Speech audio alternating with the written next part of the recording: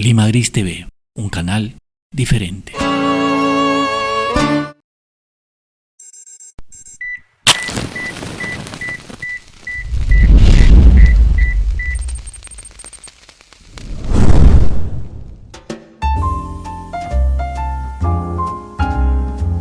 Hola a todas, buenas noches. Esto es Fahrenheit 051, el programa de libros del Círculo de Lectores Perú. Hoy quiero comentar con ustedes una novela que también me gusta mucho, pero parte de un punto interesante, ¿no? Hay algunos personajes de la historia de la literatura que han llegado a nosotros gracias al consumo de la cultura popular, completamente tergiversados, ¿no? Creemos en realidad que los conocemos cuando en realidad desconocemos su origen y desconocemos además de la dimensión de su origen. Uno de ellos es alguien a quien todos hemos visto en decenas de películas y además en dibujos animados y en disfraces de Halloween, ¿no? Y me refiero a Frankenstein. Frankenstein no es en realidad ese dibujito animado verde, alto, con tornillos en el cuello y en la cabeza, y que es un bufón o un tonto agradable, ¿no? La historia de Frankenstein en realidad tiene un origen mucho más oscuro, mucho más siniestro y mucho más terrible. En 1797 nace la madre de Frankenstein, la autora Mary Shelley. Ella era hija del filósofo William Goldwyn y de la escritora feminista Mary Wollstonecraft, ¿no? Es una chica que desde muy niña estuvo rodeada de libros a la que le inculcaron además el gusto por la lectura. Pero independientemente de esto, que es muy importante, tenía pues un interés por observar lo que le rodeaba y por además por estar analizando el hogar que le había tocado vivir y la sociedad que le había tocado vivir también en su tiempo. Y teniendo una madre feminista y un padre filósofo, se cuestionaba muchas cosas de las que vivía. Creció entonces en un ambiente que podemos llamar intelectual, ¿no? En una época en la que, valgan verdades, la opinión de las mujeres importaba poco o nada, ¿no? En 1816, Mary Shelley, que ya se había casado con el poeta Percy Shelley, que además era mucho mayor que ella, que además estaba casado, y que para la fecha que les menciono, 1816, ella ya se había fugado con Percy Shelley. Se instalan en Ginebra y empiezan a vivir, digamos, en libertad su romance y su amor, pues, ¿no? Pero es en este año cuando llegan a la famosa Villa Dodati, que era el hogar de Lord Byron y Polidori, nada menos. Así que imagínense pues esta imagen, ¿no? O sea, está el gran poeta Shelley, está su joven esposa, la talentosa Mary, está Lord Byron, está Polidori, y hacen estas reuniones y conversaciones muy ricas, y no sé, me imagino que un montón de locuras dado el arte de estos grandes personajes. Y una noche, que se conoce como la noche más larga, hacen una apuesta, ¿no? Hacen la apuesta de escribir un relato de terror de la noche al amanecer. Polidori escribe lo que se considera la primera historia, escribe un cuento que se llama El vampiro, que se supone la primera referencia a Drácula, ¿no? Se supone. No había hasta entonces en la literatura un personaje con esas características. Pero Mary Shelley se acuesta y tiene una pesadilla terrible. Y esta pesadilla la escribe, y esta pesadilla es Frankenstein. Entonces acá vamos a ver el tema ¿no? ¿De dónde el origen de Frankenstein, ¿no? Una pesadilla. Pero ¿qué es Frankenstein en realidad? La novela, que dista muchísimo de lo que conocemos o creamos poder conocer de Frankenstein, inicia en un tono epistolar, es una historia epistolar, ¿no? En la que se cuenta desde un viaje qué es lo que se observa desde el barco en el hielo que pasa, ¿no? Víctor Frankenstein, ya una vez avanzada la historia, es un científico que está poseído de una soberbia incontrolable, al punto de que él cree que ciertamente puede ser Dios. Y la forma en que puede demostrar que es Dios es dándole vida a una criatura muerta. Y lo que hace es contactarse con varios enterradores, traficantes de cuerpos, que le dan a él, para las escuelas de medicina, ¿no? Y le dan a él pedazos, partes de seres humanos que van desenterrando de los cementerios, tal como hemos visto en algunas veces en las películas, ¿no? Víctor Frankenstein une estas partes, hace toda una serie de cirugías y con la ayuda de la electricidad consigue darle vida a su criatura. Pero su criatura no nace con una falta de conciencia. Entonces aquí nos vamos a preguntar una cosa, ¿no? ¿Qué es lo que convierte a un hombre en hombre, ¿no? El espíritu, el alma, la conciencia. Y ya te pones a pensar, y es para pensar bastante. El asunto es que esta criatura, a la que Víctor Frankenstein bautiza con su apellido, sale, ¿no? Lo esconden, sale, y empieza a observar lo poquito de mundo que va a observar. En una escena que es impresionante, en la novela, Frankenstein se acerca a una casa, ¿no? A un atardecer que está iluminada por el fuego de las velas y la chimenea. Y lo que ve dentro es a una familia, a un papá, a una mamá y unos niños que están riéndose, conversando, están en la cena, están en una actividad completamente cotidiana. Lo que para nosotros podría resultar una escena más, ¿no? Sin mayor importancia, para Frankenstein se convierte en un punto de quiebre, porque él es una criatura que ya está empezando a razonar, ¿no? Dentro de sus limitaciones, pero que es consciente de que carece de algo muy importante para todos, y es el afecto y es el amor. Entonces va a reclamarle a su creador, ¿no? A su creador, que además cree que es Dios, y le dice: tú me has creado, ¿no? Quiero una familia, quiero a alguien que me quiera. Y Víctor le grita, ¿no? Que en realidad él no tiene derecho a nada porque es una abominación. Frankenstein huye, en un pasaje se encuentra con un niño que lo insulta, que lo humilla, porque es un monstruo, es feo, es repulsivo a la vista de los humanos normales, obviamente, porque él es un rompecabezas humano. Y Frankenstein agarra al niño y le parte el cuello.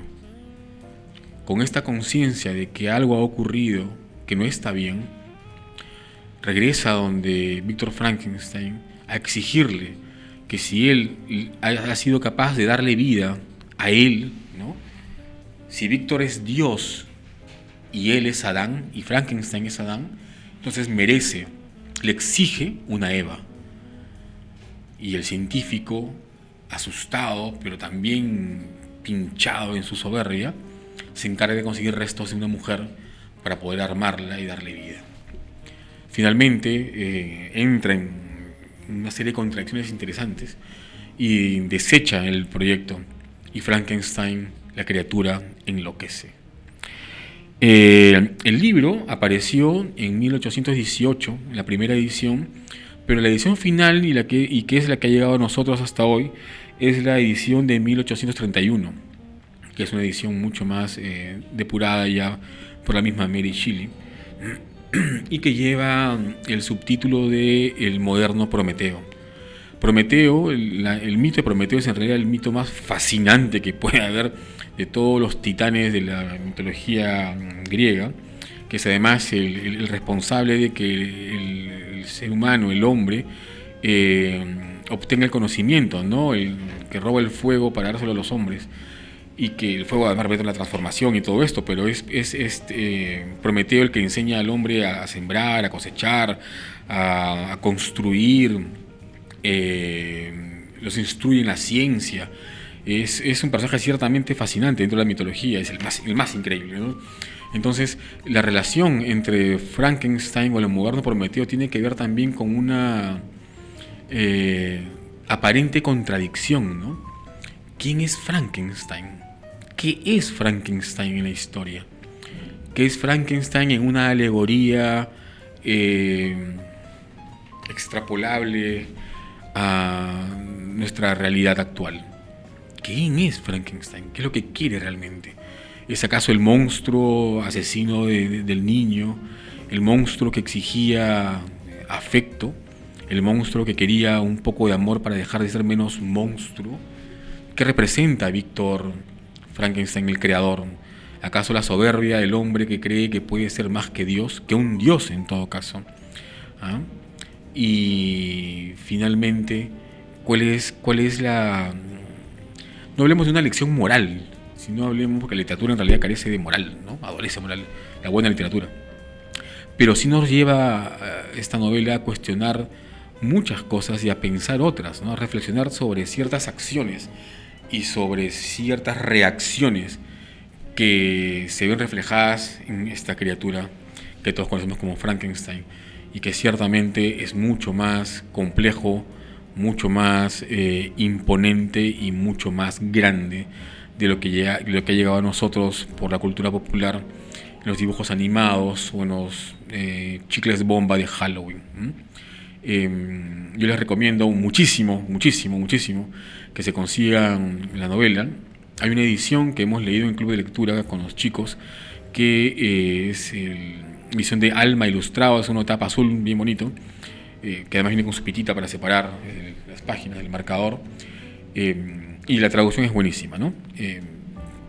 Busquen Frankenstein o el moderno Prometeo de Mary Shelley, cuya historia también es fascinante, ¿verdad? Su matrimonio con Percy Shelley, su relación con Lord Byron, Polidori, esa noche de la creación de este cuento está narrada en una novela además, o sea, solamente esta acción, y creo que hay hasta una película que debe estar en Netflix, me imagino, donde está casi todo últimamente.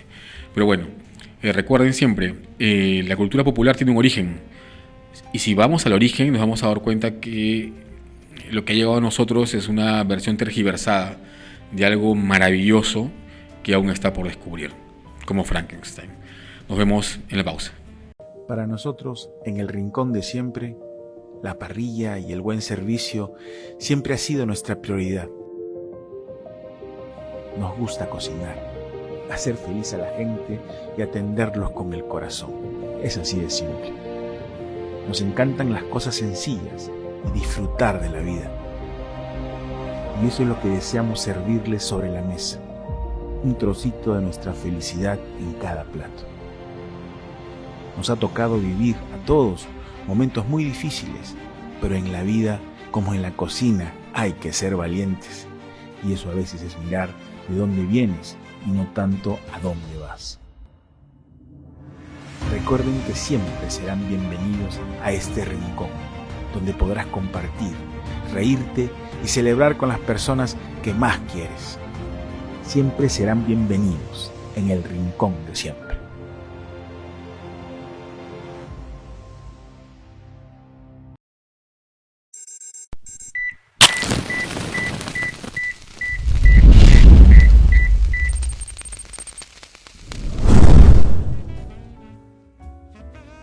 Hay algunos autores que han llegado a nosotros, no sé si un poco tarde en realidad por el tema de las traducciones, pero que sí en su momento despertaron no solamente gran expectativa, al menos entre quienes llegamos a leerlos y descubrirlos, sino que además nos hicieron buscar más libros sobre ellos. Uno de estos autores es un brasileño que se llama Rubén Fonseca. Rubén Fonseca inició su carrera como policía el 31 de agosto de 1952 1952. Según cuenta la biografía, en esa época él era comisario del distrito policial de San Cristóbal. Pero la labor que hacían los policías en esta época, y además él era un alumno brillante, ¿no? No era como la policía de hoy, o sea, no, además de las labores de la policía normal, funcionaba casi como un juez de paz, ¿no? Él, además de ser policía, había obtenido estudios gracias a una beca de la época, y había estudiado paralelamente psicología, era una de sus especialidades. Entre el 53 y el 54 fue elegido por su capacidad en el trabajo y además por su proyección como policía, junto a otros 9 compañeros, para poder estudiar en los Estados Unidos. Entonces él especializarse, ¿no? Y él llega a Estados Unidos y estudia administración en Boston, administración de empresas en Boston y Nueva York. Ahora bien, es en esta época donde Rubén Fonseca se pone a analizar su vida, ¿no? Es todo lo que había visto, todo lo que había oído, las acciones en las que había participado, y se pone a escribir y descubre, para felicidad de nosotros, sus lectores y sus seguidores, hasta su muerte en abril del año pasado, que posee en realidad la capacidad para crear ficciones que van desnudando al ser humano para acercarnos a nosotros a esos oscuros abismos que todos solemos tener en algún lado, ¿no? Fonseca era un gran amigo de Thomas Pynchon, ¿no? Que era su amigo personal. Y como él no solía dar entrevistas pues fácilmente, ¿no? En algún momento, y acá he separado la cita, Tello Garrido, un periodista mexicano, narra, ¿no? Lo que le pregunta, lo que responde Rubén Fonseca respecto de por qué no se muestra siempre a la gente como los demás escritores, bueno, como muchos autores que pues corren detrás de los reflectores y les gustan las cámaras y las entrevistas y opinar de cuánta cosa suceda en su medio, ¿no? Que si un día les cortan el internet, pues, caminan por las paredes, ¿no? Arañan el techo, y si, en fin, ¿ya? A eso es. Entonces, él escribe, ¿no? Tello Garrido escribe: al parecer, Rubén Fonseca prefiere pensar que un escritor puede decir todo lo que a él le parezca importante, independientemente de lo que los lectores puedan opinar al respecto, pero siempre a través de sus obras, y no como personaje público, que dicta sentencias en cuanto tiene un micrófono enfrente. Él mismo me comentó después que John Updike le había dicho alguna vez que la fama es como una máscara que los hombres suelen ponerse, y que resulta peligrosa porque devora el rostro original, le impone gestos, niega la identidad de quien se la ha echado encima. Y creo que esto es algo que podemos ver todos, pues, no hace falta ser un genio para darse cuenta. Y más aún, ¿no? Ahora en estos tiempos de redes sociales. Pues bien, en 1997 apareció un libro, ya traducido al castellano, que se llama Historias de Amor. Historias de Amor. Y dentro de este libro hay un cuento que es uno de los más brutales y espectaculares de los tantos que tiene Rubén Fonseca, que se llama Ciudad de Dios. La historia, que entraría en las 3/4 partes de un A4, de una página A4, es increíble. Narra la relación que tiene Joao Romeiro, más conocido como Siño, con Soraya González. Siño es un traficante de drogas en la favela de Ciudad de Dios, que se ha casado con Soraya, que no sabía que él era traficante de drogas, hasta que por fin se mudan a Jacarepaguá, ¿no? Es un barrio de clase media, conocido como Barra de Tijuca. Soraya descubre que él es traficante de drogas, pero no le dice nada porque finalmente, como dice el cuento, ella estuvo casada con un abogado y además le pegaba y no le daba para sus gustos y para comer, y la malmantenía, ¿no? Entonces, si ya estuvo con un hombre legal que le hacía sentir muy mal, pues ¿qué perdía con un traficante de drogas, ¿no? Siño llega a casa después de algunos días de estar desaparecido porque se va a Ciudad de Dios a distribuir la mercadería de cocaína y marihuana que llega de Pernambuco, y llega y se acuesta con Soraya, ¿no? Es violento, la monta, se mueve rápido, termina rápido y se echa a dormir. Soraya se deja hacer, cuenta Fonseca en el cuento, y no le dice nada más porque tiene todo lo que necesita. Pero entonces un día Soraya, después de haber estado con Siño, le pregunta: ¿tú harías cualquier cosa por mí? Y Siño le responde: sí, mi amor, yo haría cualquier cosa por ti. Pídemelo y yo lo haré.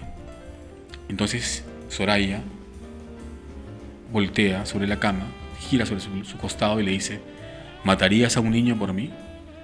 Y Siño le dice: he mandado a agujerear las palmas de 2 mierditas que me robaron 5 gramos. Si eso le hice a ellos por 5 gramos, creo que sí mataría a cualquier niño si tú me dijeras por qué. ¿Es de aquí de la favela? Entonces, es que el condominio, dice, ¿no? Y Soraya le dice: no. Es el hijo de una mujer que en un momento me gritó que yo era una burra, ¿no? Porque ella era rubia y tenía ojos azules. Pero yo soy morena y me gritó burra. Dime la verdad, le dice Siño, ¿no? ¿Quién es? Es el hijo de Rodrigo, le dice Soraya. Rodrigo era la expareja de Soraya. Siño explota, le dice: ¿estás enamorada de ese puto todavía? Si quieres lo mando a matar a él. No, le dice ella. No quiero que lo mates a él. Quiero que mates al niño. Porque la muerte de un hijo produce desesperación en las madres. No te preocupes, le dice él. Mañana mando a unos encargados, par de sicarios, para que se encarguen del negrito. Que no sufra, le dice ella, ¿no?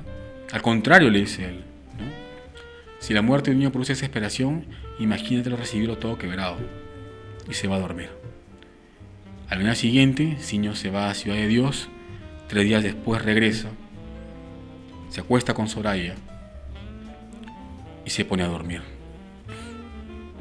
Antes de dormir, Soraya le pregunta: ¿hiciste lo que te pedí? Y Siño resopla, voltea y le dice: sí, ¿no? Esa misma noche mandé a 3 de mis muchachos a que secuestraran al niño de la puerta del colegio, lo llevaron a Ciudad de Dios, le rompieron las piernas y los brazos, lo partieron todo y luego lo mataron. Tiraron su cuerpo en la puerta de la casa de la mujer esta. No te preocupes, ¿no? Ya está hecho. Ahora descansa y no quiero saber de este asunto nunca más. Soraya se queda helada, siente que el estómago se le aprieta. Le dice: ya, mi amor. Siño se queda profundamente dormido. Él tenía el sueño pesado. Y Soraya, de debajo del colchón, saca una foto de Rodrigo y recuerda al niño, que es su hijo, el hijo de ella con Rodrigo, y se ahoga en un llanto profundo. Y se acaba el cuento. Un cuento de 3/4 de página que te deja con los pelos parados. Es brutal. Y que además, en técnica narrativa, comienza de una manera distinta a como se suele decir que deberían empezar los cuentos. Es extremadamente descriptivo. Rubén Fonseca lo pueden encontrar en la página web del Círculo de Lectores. Este cuento está ahí. Ciudad de Dios se llama. Es el recomendado del cuento de hoy. Nos vemos en el próximo bloque. Para nosotros, en el rincón de siempre, la parrilla y el buen servicio siempre ha sido nuestra prioridad. Nos gusta cocinar, hacer feliz a la gente y atenderlos con el corazón. Es así de simple. Nos encantan las cosas sencillas y disfrutar de la vida. Y eso es lo que deseamos servirles sobre la mesa. Un trocito de nuestra felicidad en cada plato. Nos ha tocado vivir a todos momentos muy difíciles, pero en la vida, como en la cocina, hay que ser valientes. Y eso a veces es mirar de dónde vienes y no tanto a dónde vas. Recuerden que siempre serán bienvenidos a este rincón, donde podrás compartir, reírte y celebrar con las personas que más quieres. Siempre serán bienvenidos en el rincón de siempre.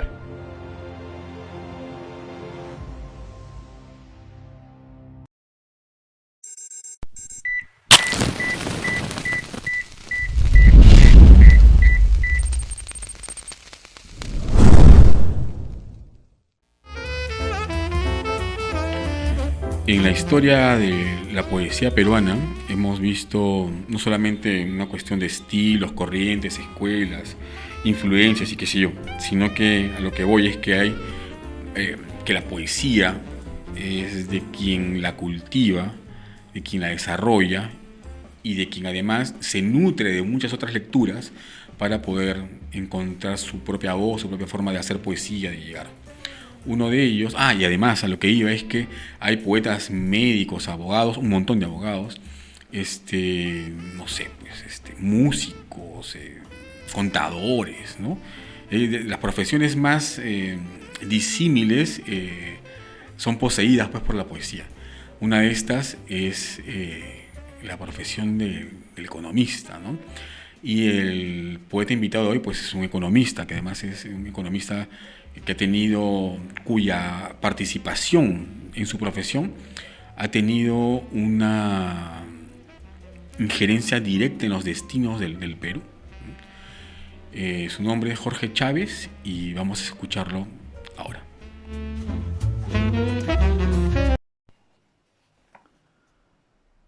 Dios, el cosmos dejó de ensancharse ante tus pies descalzos.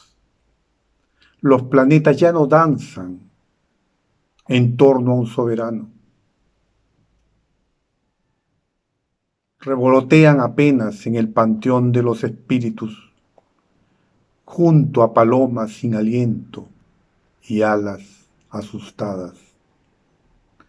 El caos viste de negro el espacio entristecido y destella agujas homicidas, arrojadas con tino diabólico a tu talón divino.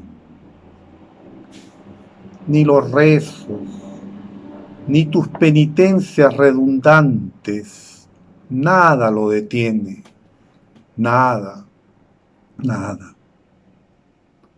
Sálvanos, oh Dios mío, una vez más, y crea todo de nuevo, esta vez sin hierros impíos. Duplica tu muerte y resurrección. Arrodilla tu iglesia ante una humanidad resucitada. Y que perdón pida adelantado para que esta vez cunda como heno aquisolado. Haz tu recreación divina en 2 tramos. El primero en borrador, el segundo en limpio. Los océanos gota a gota, sin desechos en cascadas, ni ríos de pecados y perdones agolpándose en su delta. Que los glaciares junten sus sábanas en cuencas de vasta y envolvente combadura, entre azafranadas llanuras ávidas de flora y fauna, pletóricas de arroyo, fruta fresca.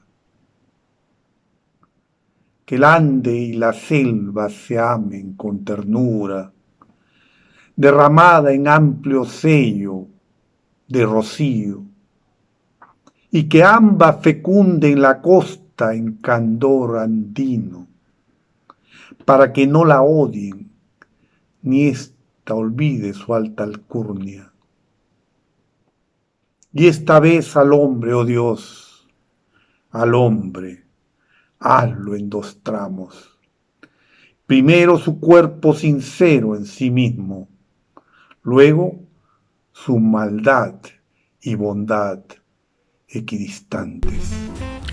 Jorge Chávez es, como les comentaba, economista, además dirige una consultora de temas económicos, se llama Maximice, participa en numerosas publicaciones, es un economista muy reconocido, consultado constantemente por algunos medios para temas vinculados a la economía del país.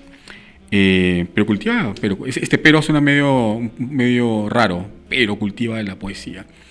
Y es que habría que ponerse a escribir un artículo, ¿no? sobre cómo la poesía ocupa espacios. Hay un cliché muchas veces sobre esto, ¿no? Que para ser escritor, por ejemplo, tienes que estudiar literatura, ¿no?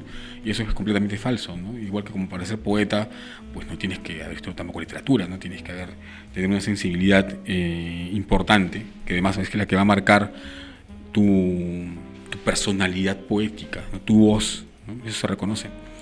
Y pues muchas lecturas. Jorge Chávez es un poeta destacado en el circuito, y este ha sido pues uno de sus poemas. Publicó un libro hace un par de años, me parece, bastante interesante. Pues bien, hoy hemos tenido una historia de terror con Frankenstein, otra historia de terror, de otro tipo de terror, ¿no? Que es la violencia, con Rubén Fonseca, y nos hemos acercado a la voz de un poeta muy interesante, como es Jorge Chávez. Antes de despedirme, como siempre, invitarlos a que nos sigan en nuestra fanpage Círculo de Lectores Perú, y que visiten nuestra web circulolectores.pe, ¿no? En Instagram también estamos igual como circulolectores.pe, y nuestro canal de YouTube. Pues eso, que tengan un buen fin de semana. Ya por fin se acabaron las elecciones, ya estamos estamos saliendo en realidad de la pesadilla que han sido estos meses, en realidad desde el mes de enero. Y nada, ya está todo hecho, ya está todo listo. Ahora, como siempre, hay que despertarse y seguir trabajando y empujar este barco llamado Perú, que no es un triciclo más, en realidad. Es un barco enorme donde viajamos todos y todas nuestras ilusiones, para ponernos incluso románticos. Nos vemos en el próximo programa. Chao.